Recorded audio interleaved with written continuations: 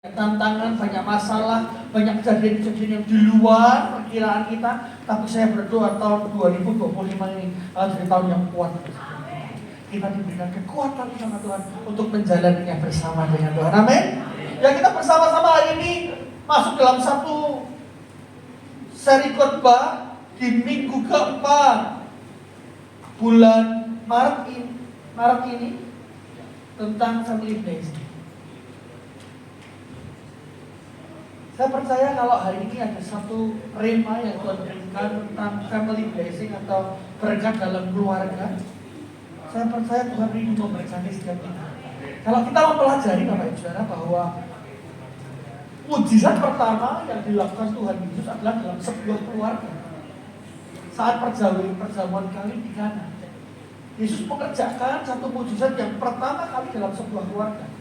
Dan saya percaya kalau Yesus melakukan hal demikian, saya berdoa dalam keluarga kita, Tuhan akan juga lakukan mujizat demi mujizat. Amin.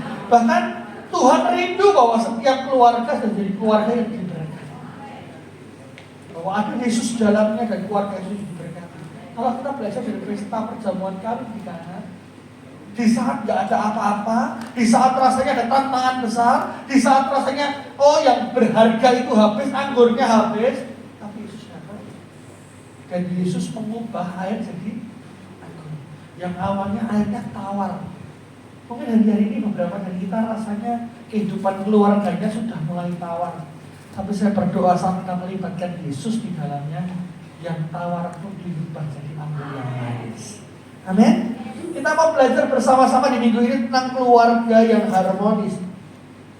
Keluarga yang harmonis itu bukan berarti keluarga yang bebas konflik. Tapi saya ngerti bahwa keluarga yang harmonis adalah keluarga yang ada kasih dalamnya, ada pengertian, ada saling mendukung. Dan disitulah awal mula yang namanya transformasi besar dalam keluarga.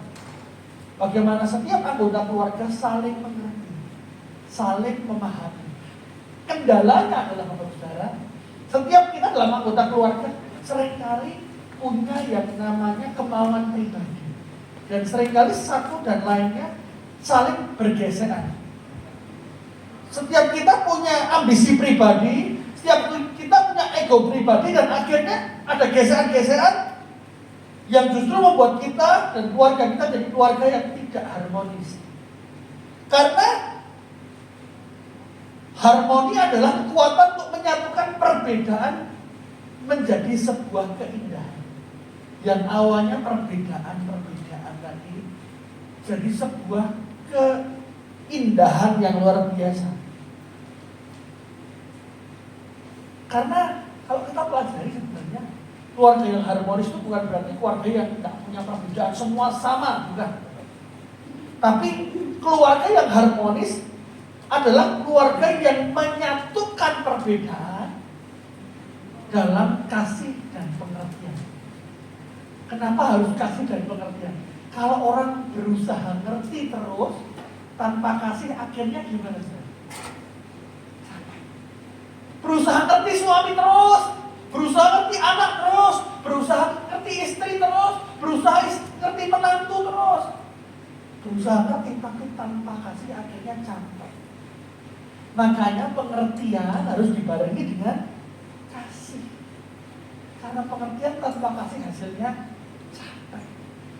Tapi hari ini saya mau ajak setiap kita ngerti bahwa kita perlu bangun ada harmoni dalam keluarga, menyatukan perbedaan-perbedaan itu dan didasari dengan kasih dan pengertian.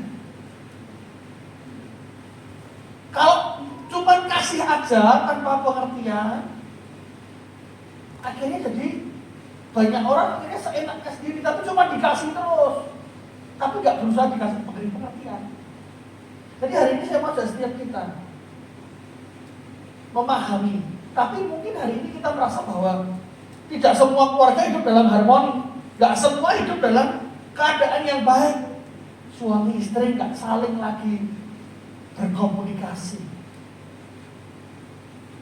Dan hari-hari itu banyak sekali. Beberapa waktu yang lalu saya layan salah satu orang di pelayanan saya disuruh orang tuanya dipanggil pulang sama Tuhan, baru duduk terus kita juga nggak tanya, kita nggak tahu juga anak. Oh kapan dipanggil pulangnya? Oh gini kok. Oke. Setelah selesai dia cuma bilang kayak gini. Papaku ini tinggal di sini loh. Kalau mamaku di sana. Ya kenapa saya? Iya.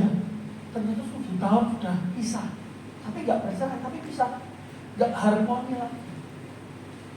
Dari situ kita menyadari bahwa nggak semua keluarga hidup dalam harmoni.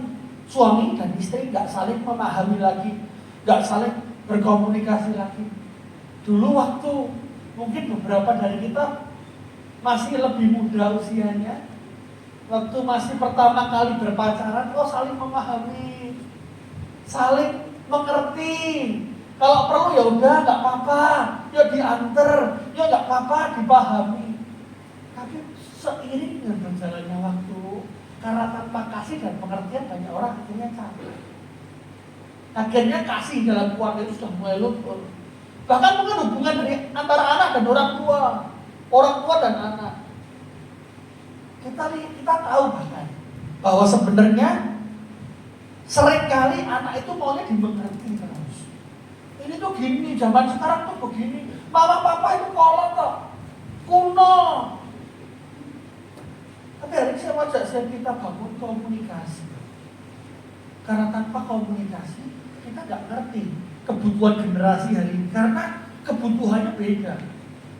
Beberapa waktu yang lalu saya baca sebuah data bahwa justru mulai generasi milenial sampai generasi Gen Z, ada sebuah data dari GBI itu bilang apa? Tingkat kerohanian mereka ini menurun justru. Jadi bagaimana setiap kita jadi orang tua yang berusaha mengkomunikasikan? Karena beberapa orang tua tidak mengkomunikasikan, pokok kamu harus A, harus B, harus C. Tapi nggak berusaha memberi pengertian. Oh kenapa kamu harus melakukan A? Karena ini. Bahkan tidak banyak orang tua membuka ruang. Oh kamu harus melakukan ini supaya ini. Nah kalau gini kita kasih ruang mereka. Bahkan juga mungkin beberapa dari kita yang menjadi seorang anak, saya mau ajak setiap kita berusaha ngerti. Orang tua nggak ada orang tua yang punya pikiran jahat sama anak. Orang tua pasti pilihnya yang terbaik buat anaknya. Pasti. Nggak mungkin orang tua pengen perkara yang kecil dalam kehidupan anaknya. Orang tua pengen setiap anak-anak mengalami suatu peningkatan yang lebih dari orang tua. Dan hari ini saya mengajak setiap kita mungkin yang masih sebagai anak ataupun sebagai anak rohani, jangan ada kecurigaan dari orang tua kita. Orang tua kita nggak pernah punya pikiran yang jahat buat kita. Bahkan mungkin beberapa hari ini kita lihat beberapa keluarga di luar sana sudah nggak dalam keadaan yang baik. Yang awalnya dulu suka bercanda, tapi rasa-rasanya semuanya itu hilang dalam keluarga. Keluarganya semua jadi antem. Saya punya teman yang keluarganya, kalau di rumah antara orang tua dan anak-anak dan orang tua itu kayak nggak terjadi apa-apa gitu. Semuanya. Jadi di rumah itu semua suasananya hening gitu. Kita mau main ke rumahnya gitu, suasananya hening semua. Orang tuanya lewat ya diam aja. Kita mau nyapa pun jadi takut semua karena suasananya hening. Hari ini saya ajak setiap kita, jangan sampai sukacita itu digantikan dengan yang lain. Ada konflik-konflik yang dalam keluarga, dalam rumah tangga itu jadi sesuatu yang perkara yang besar, hal-hal kecil. Dulu, nggak apa-apa. Waktu masih menikah awal-awal, nggak apa-apa, dimengerti. Sudah lama menikah, punya aduk harus dijaga kene terus. Wes diadani aduk apa ya? Keadaannya begitu saja. Cuma gara-gara masalah handuk. Cuma gara-gara masalah penaruh barang. Cuma gara-gara masalah lampu. Seringkali banyak orang ngalamin konflik bukan karena perkara-perkara yang besar. Justru seringkali karena kerikil-kerikil kecil tadi. Jangan jangan lupa mati lampu. Karena naruh anduk. Karena kalau diajak ngobrol mainan HP terus. Ada beberapa, saya punya kenalan suami istri. Oh, awal-awal oke, baik semuanya, tapi di satu titik sekarang suaminya yang teman saya itu setiap hari kalau di toko di mana itu setiap hari cuma jaga toko, tapi sama game terus, diem game. Terus saya tanya, apa ora kesel? Terus dia bilang, nggak piye, nek ning omah ya cuma kesel. Aku ora tau omongan bojone. Nah itu game terus gitu. Tidak omongan, ya sudah game terus. Sampai akhirnya dia jadi skeptis. Jangan sampai ada hal-hal yang seperti ini dalam keluarga kita. Karena Tuhan tidak merancangkan keluarga kita hidup dalam kekacauan. Tuhan merindukan setiap keluarga kita adalah keluarga yang hidup dalam anugerah dan berkat Tuhan. Amin. Mazmur 133 ayat yang pertama dikatakan, sungguh alangkah baiknya dan indahnya apabila saudara-saudara dia bersama dengan rukun. Tuhan rindu setiap keluarga-keluarga bukan cuma sekedar ada, tapi hidup dalam kesatuan, hidup dalam kerukunan. Karena di mana ada kerukunan, di mana ada kesatuan, saya berdoa dan berkat-berkat itu curahkan. Amin. Bukan cuma berkat sesaat, tapi kalau kita baca ayat-ayat selanjutnya dikatakan apa? Kehidupan untuk selama-lamanya. Ini yang janji Tuhan ingatkan. Saat ada kesatuan dalam keluarga, berkat-berkat dicurahkan dan kerukunan dan berkat-berkat itu dikatakan sampai selama-lamanya janji Tuhan dalam kehidupan kita. Saat ada satu keluarga yang bersatu, ada satu keluarga yang bersatu, Tuhan akan mencurahkan berkat-berkat dalam kehidupan. Ada keluarga yang berdoa, ada keluarga yang mencari wajah Tuhan, ada keluarga yang mengalami Tuhan pribadi dalam keluarga. Semua pribadi dalam keluarga itu mengalami Tuhan. Kita akan lihat keluarga ini keluarga yang diberkati, keluarga yang saling mengerti, keluarga yang hidup penuh dalam kasih Kristus. Karena itu kuncinya. Karena tanpa kasih Kristus kita nggak bisa memahami orang lain. Capek jadinya. Karena tanpa kasih Kristus kita nggak bisa mengasihi orang lain. Nah, tapi kebangetan loh. Memang di Mandani anakku ngeyel loh. Wah ngeyel, gak ada kaku hati. Tapi karena kasih Kristus memampukan kita untuk mengerti kondisi anak kita, memampukan kita untuk mengerti kondisi orang tua kita. Hari ini saya mau ajak setiap kita, biar kita hidup dalam kesatuan, dan Tuhan akan mencurahkan berkat-berkat dalam kehidupan setiap kita. Amin. Kita belajar dari kisah Daud, dari satu keluarganya Daud. Kalau kita belajar bahwa saat Nabi Samuel datang untuk mengurapi salah satu anaknya Isai jadi raja, di situ awalnya nggak ada Daud. Daud ini orang yang nggak dianggap sama keluarganya. Dia dianggap kecil, underdog, atau nggak dianggap sebagai sesuatu yang berarti dalam keluarganya. Tapi kalau kita pelajari Daud yang awalnya memelihara 2-3 ekor domba tadi, yang nggak dianggap sama keluarganya, justru kalau kita baca sampai akhirnya, Daud yang mengubah kehidupan keluarganya. Dari yang awalnya bukan siapa-siapa, dari yang awalnya bukan apa-apa, tapi satu titik dalam kehidupan Daud dipakai Tuhan mengubah kondisi keluarganya. Kalau kita baca, Daud ini awalnya orang yang dianggap, orang bukan apa-apa, bukan orang yang terpandang, saudara. Tapi Tuhan juga rindu mengubah keluarga melalui setiap proses dalam kehidupan Daud. Bahkan waktu kalau kita baca, saat Daud melarikan diri dari Saul, dia dikejar sama Saul. 1 Samuel 22 ayat yang pertama. Lalu Daud pergi dari sana dan melarikan diri ke Gua Adulam. Ketika saudara-saudaranya dan seluruh keluarganya mendengar hal itu, pergilah mereka ke sana mendapatkan dia.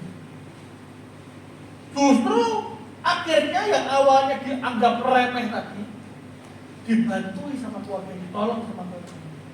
Kalau saudara baca di Alkitab, saudara, saat Daud bahkan mengantarkan makanan untuk saudara-saudaranya yang sedang berperang, dikata-katain, saudara. Kamu orang jahat, kamu jangan sok-sokan, kamu orang yang dianggap sok berani, sok pahlawan. Tapi hari ini saya mengajak setiap kita, Tuhan rindu mengubah kehidupan keluarga kita yang awalnya adem-adem, ayem-ayem. Tuhan rindu ada kasih, ada kesatuan dalam keluarga itu dipulihkan. Karena ada kasih, itu berkat-berkat yang maha kaya.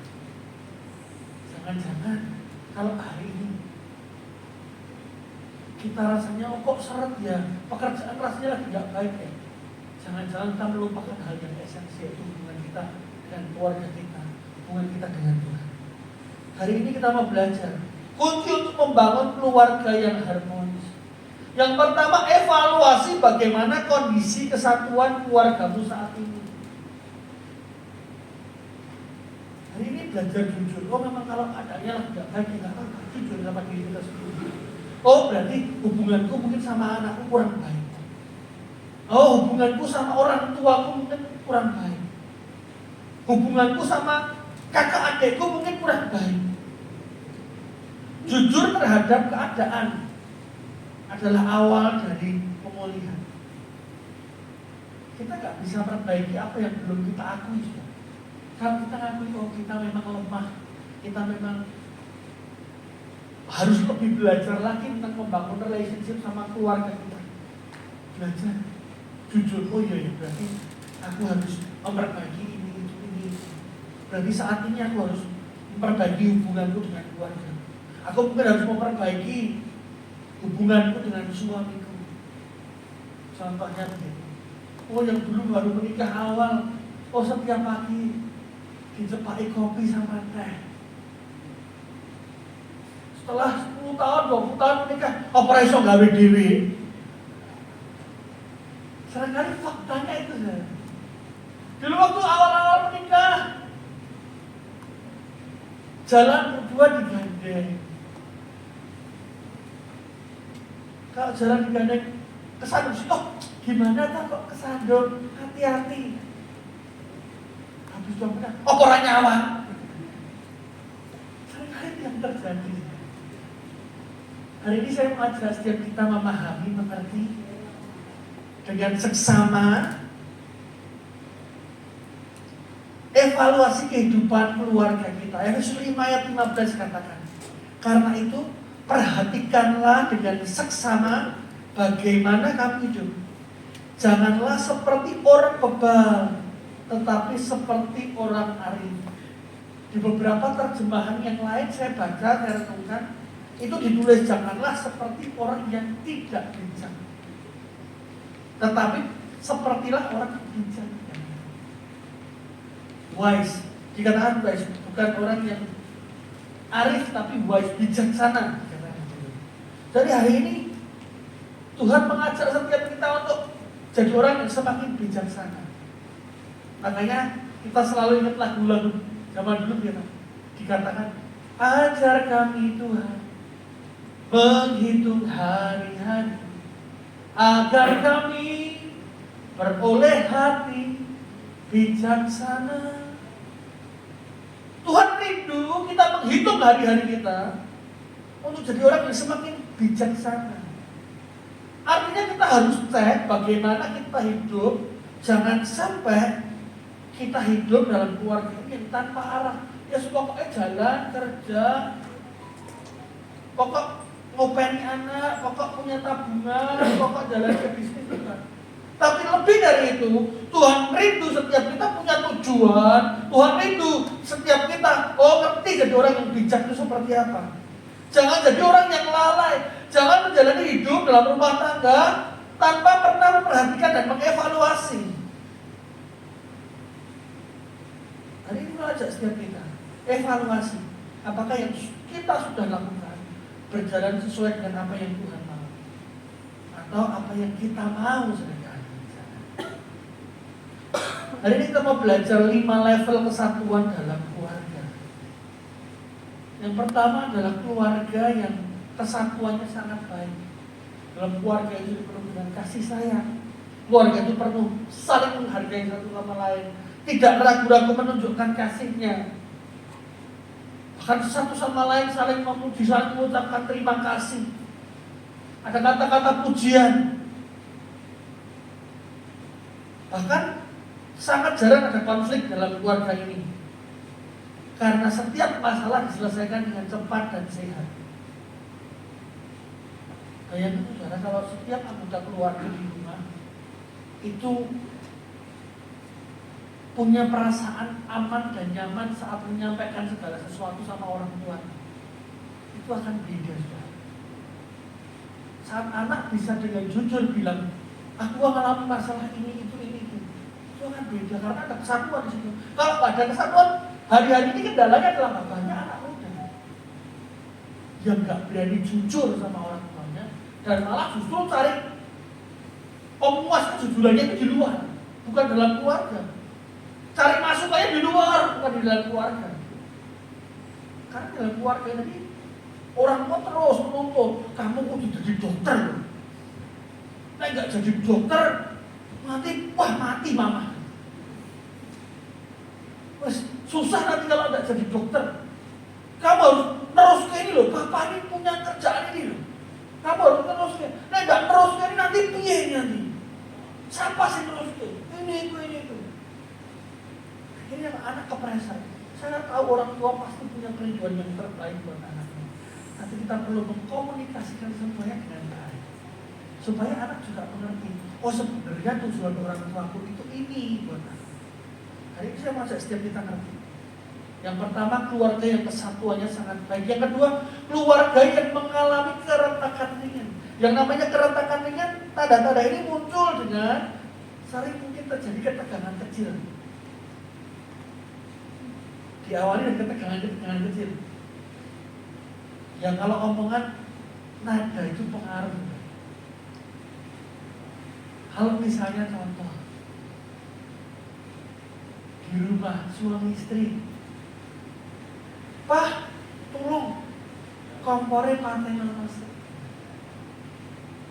Kalau yang bahasa sekarang itu namanya soft spoken, omongannya lembut. Kalau punya suami yang omongannya lembut, oh iya mah, patenan. Tapi coba dengan yang lain, dengan yang nggak soft spoken, Pak, tolong pot lampu patenan mas. Pak, orangnya laki-laki ngopok. Gara-gara hal yang sepele. Podo-podo opone podo, tapi nada yang berbeda akan menghasilkan sesuatu yang berbeda. Hari ini saya mau ajak kita menyadari sebagai keluarga, jangan sampai ada yang kerikil-kerikil kecil yang justru akhirnya membuat kita jatuh, membuat kita terperosok. Yang ketiga, keluarga yang mengalami keretakan sedang. Diawali dari rasa kecewa, diawali dari kekecewaan yang bertumpuk, akhirnya jadi keluarga yang dingin, akhirnya jadi keluarga yang saling emosi, akhirnya jadi keluarga yang mulai masa bodoh dengan keluarganya. Pokok aku nyelesain kerjaan, pokok aku kerja boleh duit, udah sampai rumah isinya cuma ngamuk-ngamuk. Papa sudah kerja. Bahkan kita juga gak bilang papanya nganggur.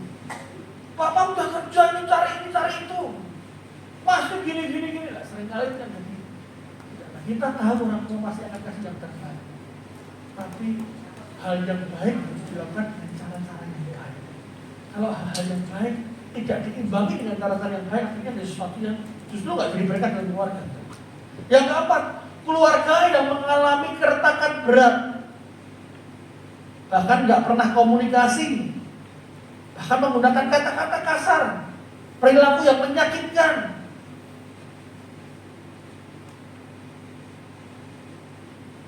Ini yang keempat. Beberapa dari kita pernah melihat ataupun mungkin pernah mengalami yang level keempat ini. Bahkan level kelima adalah keluarga yang terpecah belah. Level yang terendah, di mana komunikasi sudah benar-benar putus, sudah pisah, hanya cuman rasanya sudah tidak bisa dipertahankan lagi beberapa orang. Tapi hari ini saya mau sampaikan sama saudara, Tuhan adalah Tuhan spesialis sang pembuat mujizat. Tuhan adalah Tuhan spesialis yang membuat yang hancur jadi utuh kembali. Tuhan adalah Tuhan yang memulihkan. Tuhan sanggup memulihkan keadaan setiap kita. Amin. Tuhan adalah yang menolong setiap kita. Tuhan yang mungkin mengerti kita lebih dari orang lain ngerti kita. Tuhan yang memulihkan. Tuhan yang sekalipun rasanya mustahil, rasanya berat, Tuhan adalah Tuhan yang sanggup mengubah yang tidak mungkin jadi mungkin, yang mustahil jadi mungkin. Karena Dia adalah Allah yang sanggup, Dia Allah yang besar dalam kehidupan kita.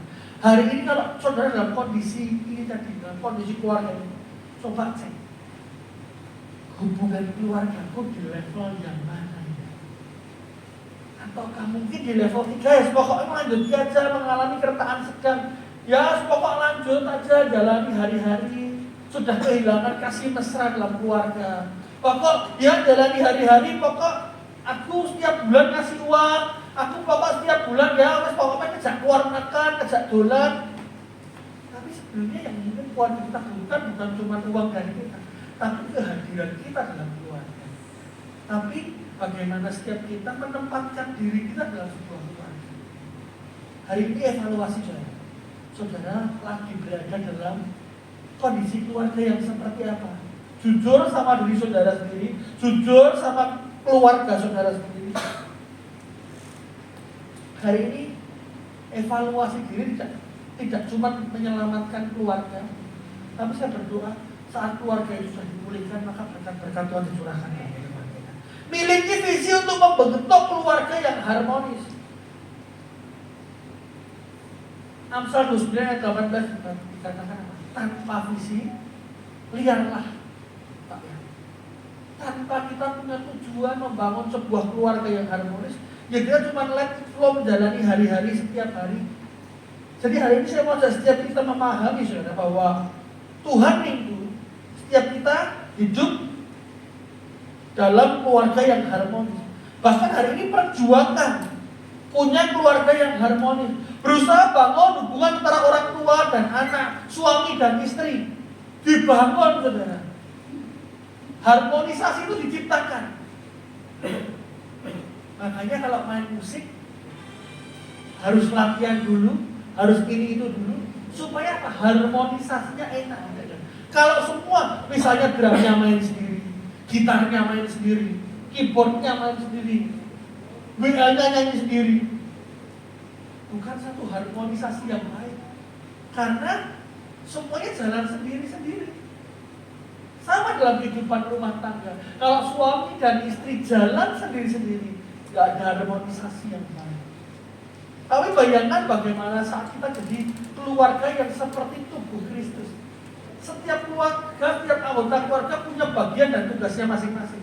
Ada yang jadi tangan untuk melayani keluarga.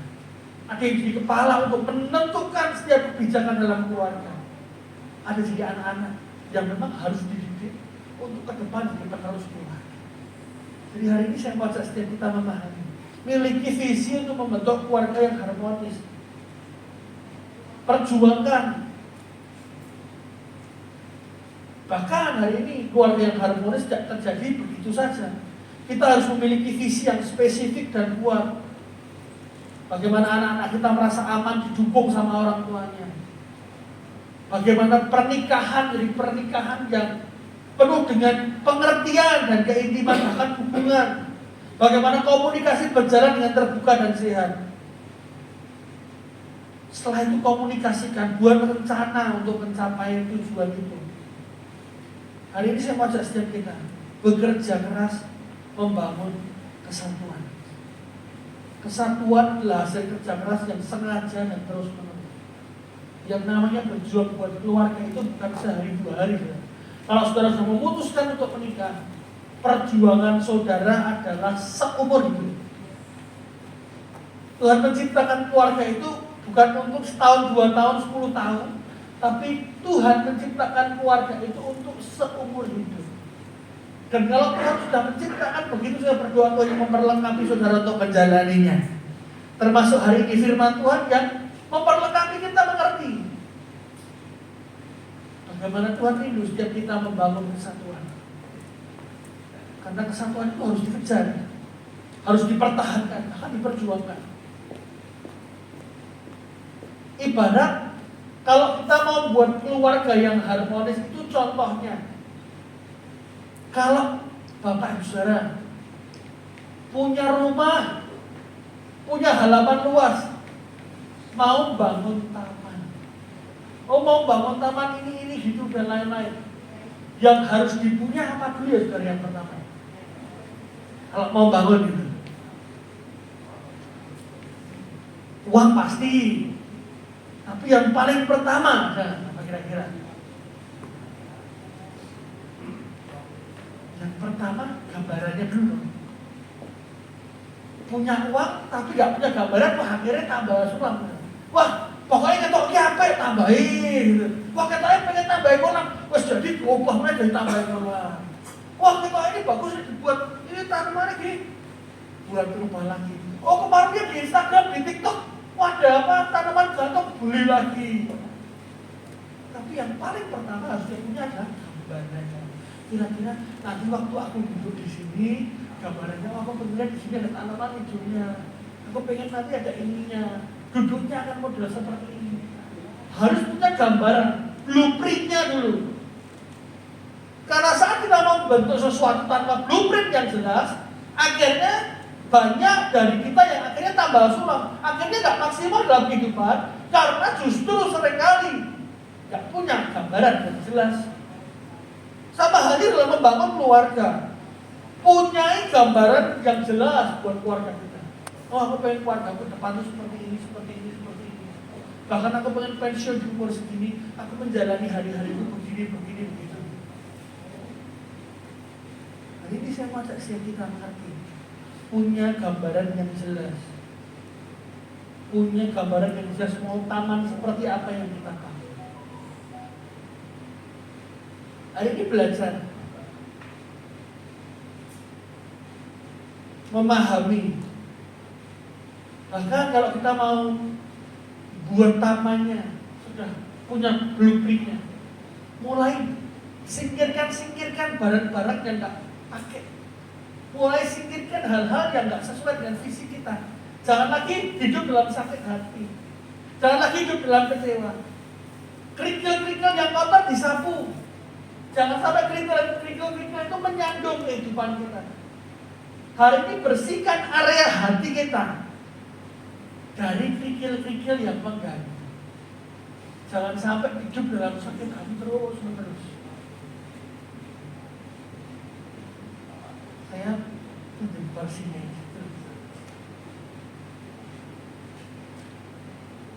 Ini saudara. Anggap aja saudara, kursi ini digerobak. Ini gerobak hati kita.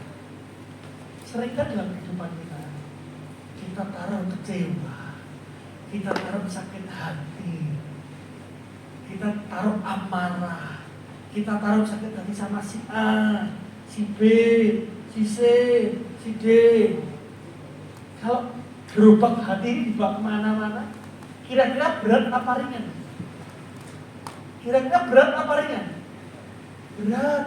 Kemana-mana bawa hatinya sakit hati, kecewa. Oh aduh, ketemu si A, aduh aku gak senang sama dia, sakit hati. Berusaha menghindar, berusaha gak ketemu, berusaha gak tahu, berusaha gak kenal. Dan itu sakit hati itu dibawa kemana-mana. Wah dibawa kemana-mana bawa sakit hati, dibawa terus sakit hati, dibawa terus kecewanya. Wah kemana-mana dibawa terus. Sekarang pertanyaan saya, hidupnya berat apa ringan? Hidupnya rasanya berat apa ringan?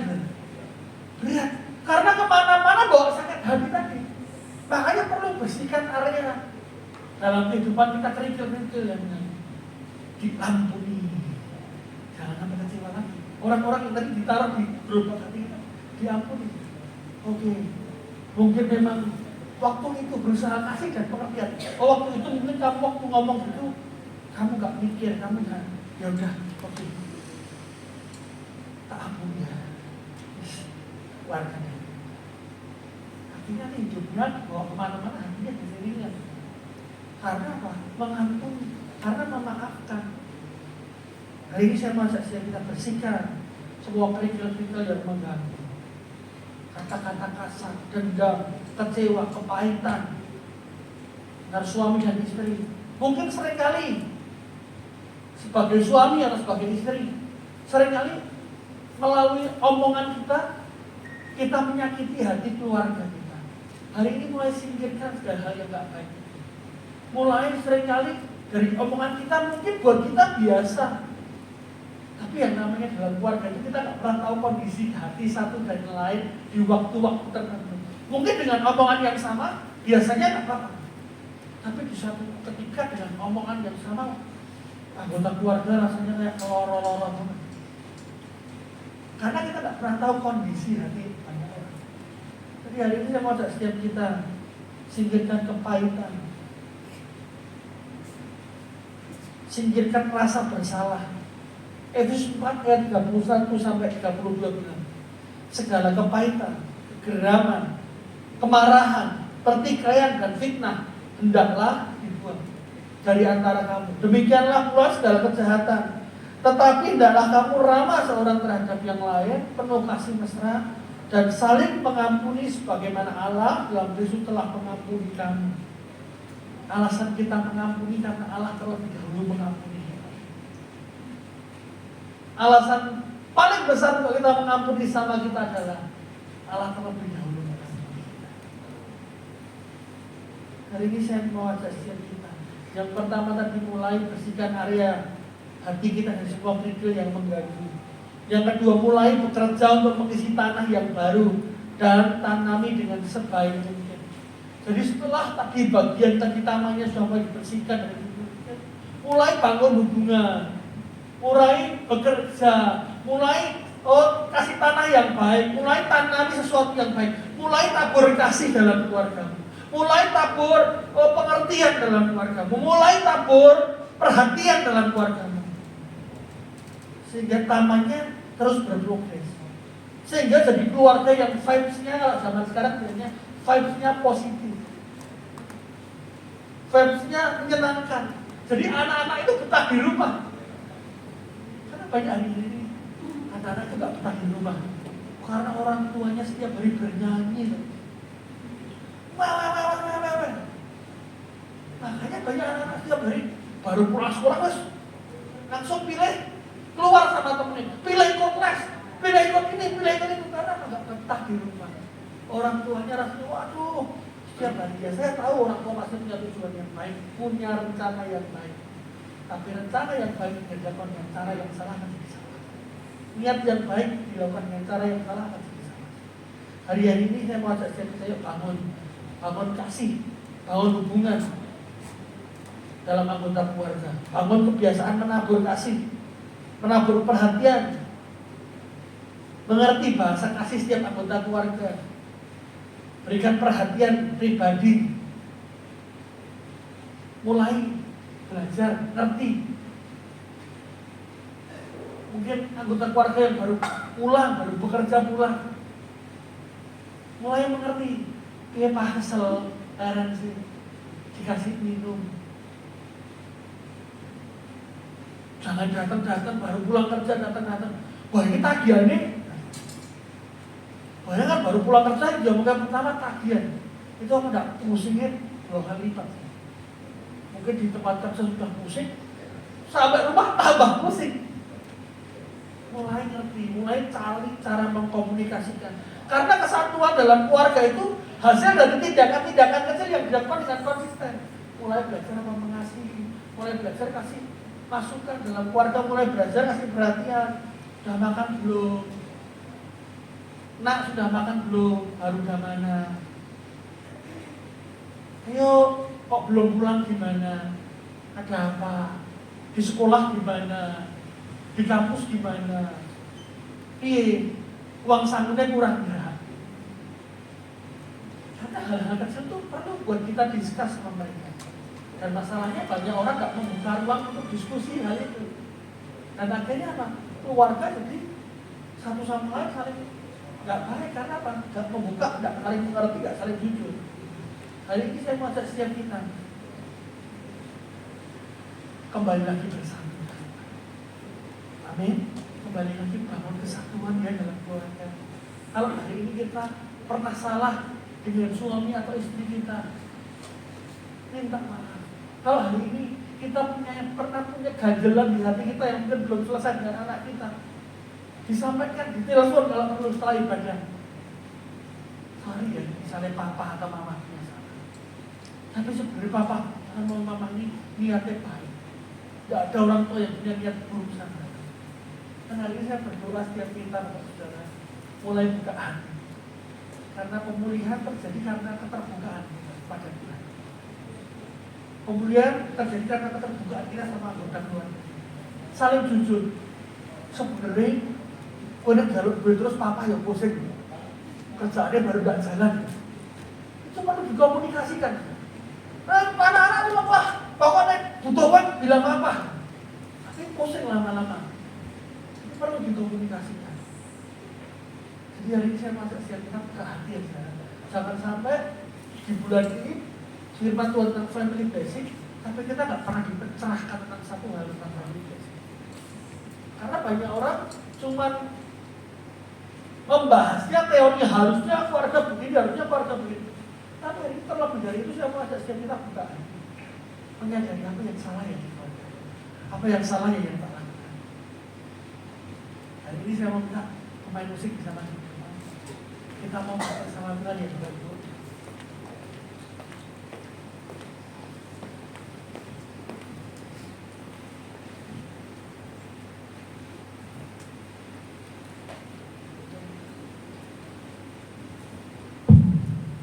Mari saya undang siap kita bangkit berdiri.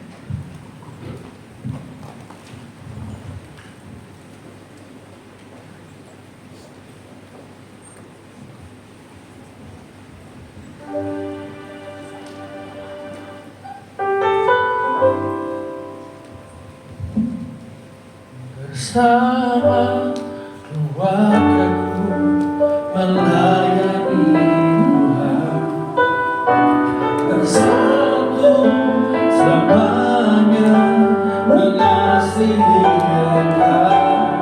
Tiada yang dapat melebihi kasih-Mu ya Tuhan. Bagi kami Engkau segalanya. Bersama keluargaku melayani Tuhan, bersatu selamanya mengasihi Engkau. Tiada yang dapat melebihi kasih-Mu ya Tuhan. Bagi kami Engkau segalanya. Bersama keluargaku melayani Tuhan, bersatu selamanya mengasihi Engkau. Tiada yang dapat melebihi kasih-Mu ya Tuhan. Bagi kami Engkau segalanya.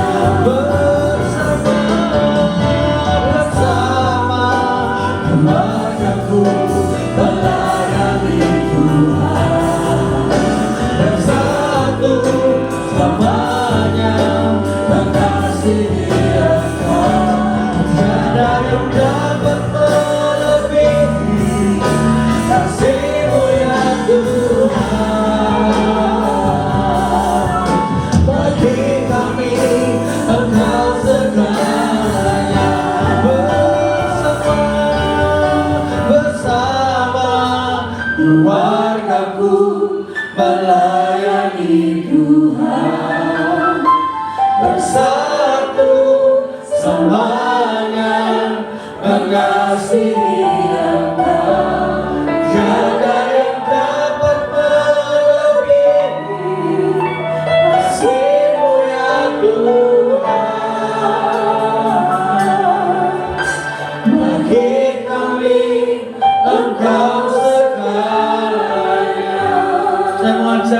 datang dengan suami, istri atau keluarga, gandeng mereka dan pujikan pujian ini. Bersama keluargaku melayani Tuhan, bersamaku selamanya mengasihi Engkau. Tiada yang dapat melebihi kasih-Mu ya Tuhan. Bagi kami Engkau segalanya. Hari ini saya akan berdoa bagi saudara yang datang bersama keluarganya.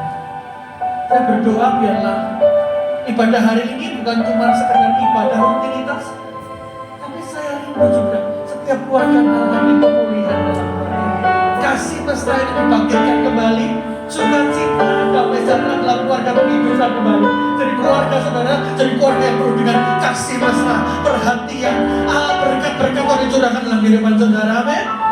Saya berdoa ya saudara, gandeng pasangannya, gandeng suami istri, gandeng anak-anaknya, waktu dari datang dengan anaknya. Saya akan berdoa Bapa, lalu bawa setiap keluarga di tempat ini ke dalam tangan-Mu. Aku berdoa kasih itu dibangkitkan kembali.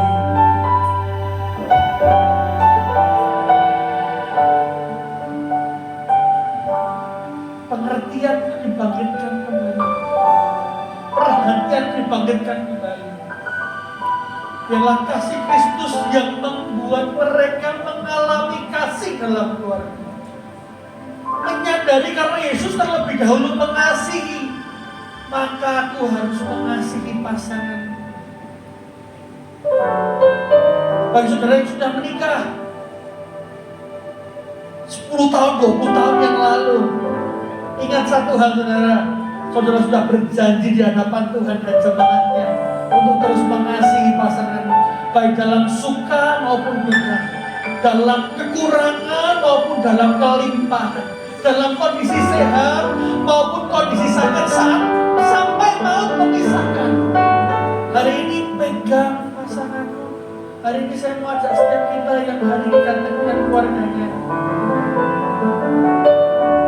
gandengkan, ucapkan terima kasih ya, sudah menemani sejauh ini.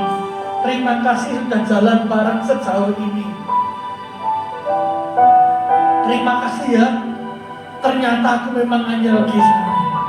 Terima kasih ya, ternyata memang seringkali ada banyak hal dalam hidupku yang membuat kamu tidak senang. Hari ini katakan hal itu saudara sama pasangan saudara. Hari ini ucapkan terima kasih. Saya kasih waktu semenit buat ucapkan terima kasih sama pasangan.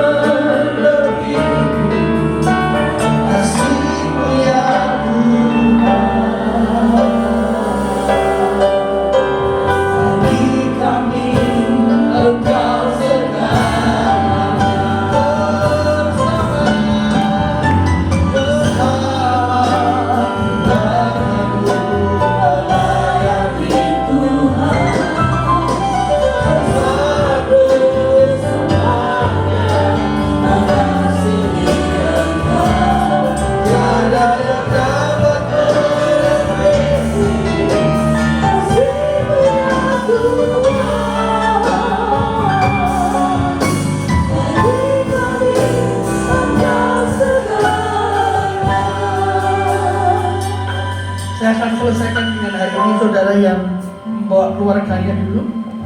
Nanti saya akan kasih waktu buat saudara yang hari ini nggak bersama keluarganya. Tapi hari ini saya mau ajak setiap kita yang datang bersama keluarganya. Saya kasih waktu 2 menit sampai 3 menit. Suami istri, doakan suami, doakan istri, doakan mereka. Mungkin sudah lama banget gak pernah melakukan hal ini, tapi saya mau ajak setiap kita saling doakan. Saya kasih waktu 2-3 menit, doakan suamimu, doakan istri.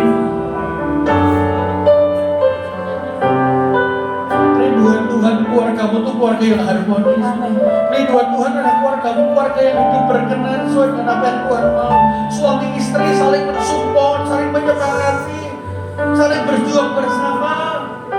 Bukan diam-diaman. Sebagai orang tua, Tuhan itu jadi keluarga. Orang tua yang support anak-anakmu, tidak membanding-bandingkan anakmu dengan kakaknya, adiknya, atau dengan keluarga yang lain. Hari doakan suamimu, doakan istrimu. Biarlah suasana seperti ini terus terjaga dalam kehidupan keluarga kita.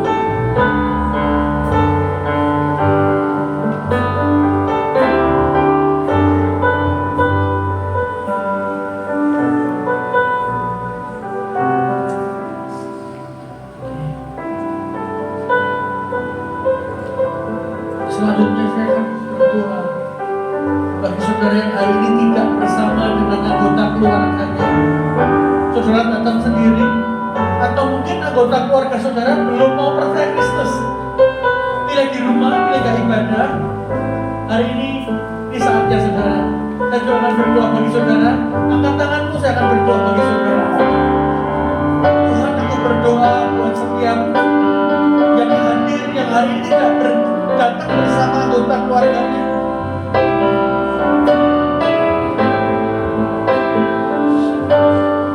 Hari ini saya berdoa dalam nama Yesus. Hari ini kau boleh datang sendiri.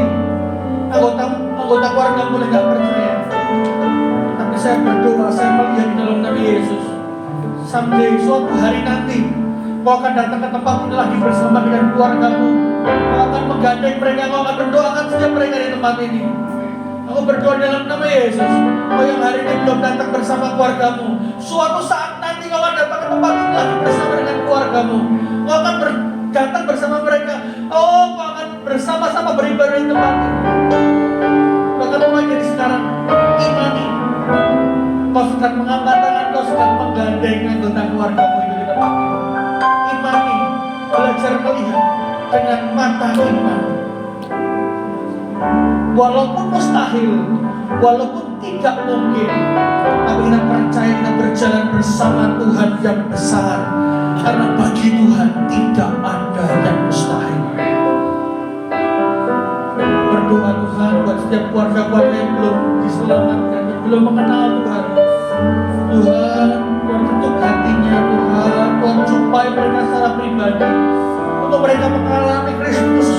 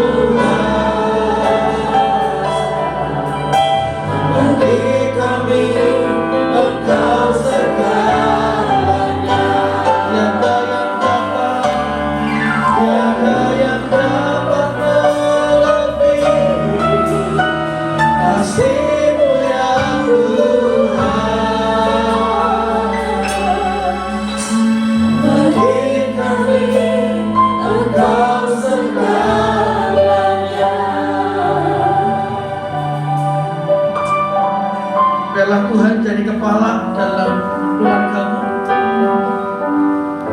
Bangun kesatuan dari hal-hal kecil. Jadi keluarga yang jadi support system buat anakmu. Jadi keluarga yang jadi support system buat suami dan istrimu. Jadi anak-anak yang jadi support system buat keluarganya. Kalau hari ini kau yang masih anak-anak dan kau masih memiliki orang tua, saya mengatakan sama teman-teman yang masih di usia muda, kalau kau belum bisa buat orang tuamu bangga, minimal jangan buat mereka kecewa. Kalau kau belum bisa buat mereka bangga, minimal jangan buat mereka kecewa. Hari ini saya mau ajak setiap kita mengerti hari ini. Mari kita akan berdoa. Tuhan, Kau berkati setiap keluarga-keluarga yang ada.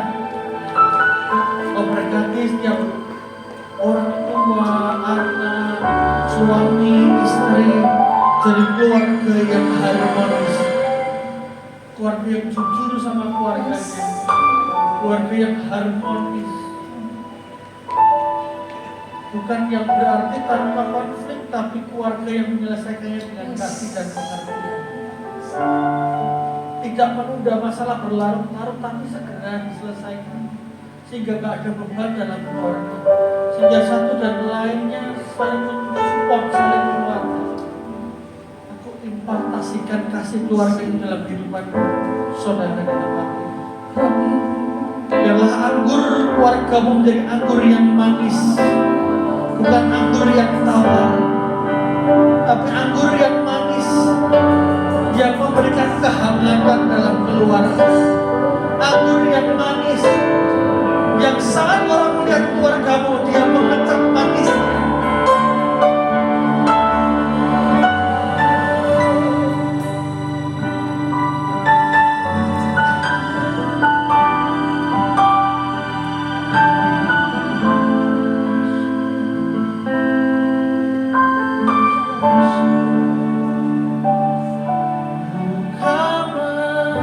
Aku agar melihat ajaibnya, ajaibnya kasih-Mu Bapa, jamah hatiku agar mengejar manisnya, manisnya kasih setiamu Bapa. Buka mataku agar mengenal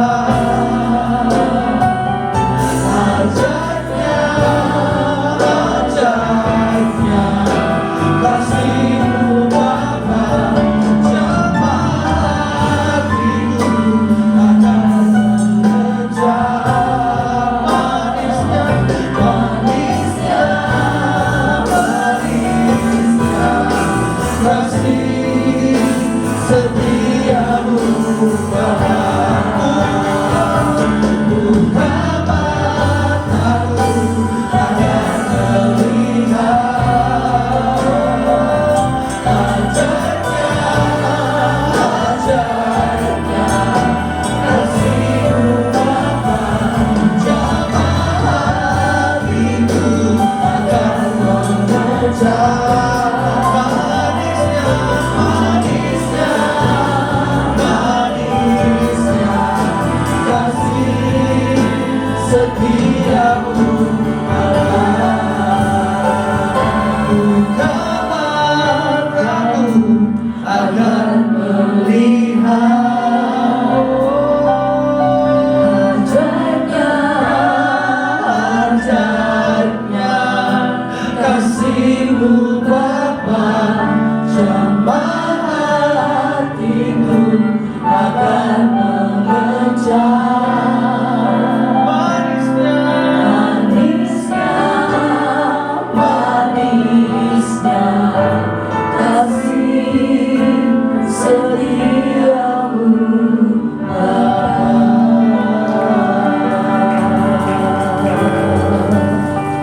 Kalau hubungan keluarga jadi hubungan yang manis di hadapan. Nah ini saya ajak setiap kita persiapkan persembahan kita. 1 Tawarik 29 ayat yang ke-14. Sebab daripada mula segalanya, dan dari tangan-Mu sendirilah persembahan yang kami berikan kepadamu. Kita hanya pengelola, semuanya dari Tuhan, semuanya milik Tuhan. Biarlah kita jadi pengelola yang baik, yang mengembangkan setiap apa yang Tuhan percayakan. Tuhan, kami bawa persembahan kami ke dalam tangan-Mu. Bahkan Tuhan juga berikan setiap pelayan yang mengedarkan kantong persembahan. Berikan juga buat setiap pengelola yang ada, yang selalu menjadi persembahan yang berkenan di hati Tuhan. Ini kami Tuhan, kami buka hati, kami bawakan persembahan ke dalam tangan.